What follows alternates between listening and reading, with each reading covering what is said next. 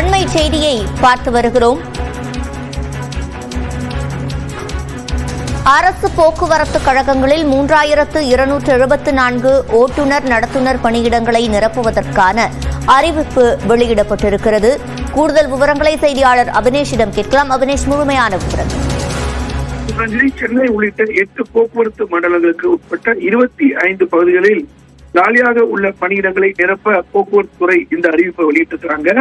மொத்தமாக 3274 ஓட்டுநர் நடத்துனர் பணியிடங்களுக்கான அறிவிப்பை போக்குவரத்து துறை வெளியிட்டிருக்கிறது.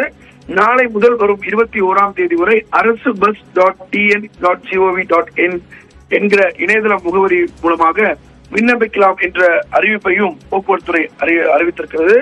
அந்த அடிப்படையில் கும்பகோணம் மண்டலத்தில் அதிகபட்சமாக 756 ஓட்டுநர்களும், சேலம் மண்டலத்தில் 486 ஓட்டுநர்களுக்கும், அதே போல சென்னையில் 364 ஓட்டுநர் நடத்துனர் பணியிடங்களுக்கும், திருநெல்வேலி மண்டலத்தில் 362 ஓட்டுநர் நடத்துனர் காலி பணியிடங்களுக்கும் மொத்தமாக 3274 பணியிடங்களுக்கான அறிவிப்பை போக்குவரத்து துறை வெளியிட்டிருக்கிறாங்க. குறிப்பாக அரசு விரைவு போக்குவரத்து கழகத்துல 318 ஓட்டுநர் நடத்துனர் காலி பணியிடங்களுக்கும் இந்த நிரப்பப்படும் அப்படிங்கிற அறிவிப்பை வெளியிட்டிருக்கிறாங்க.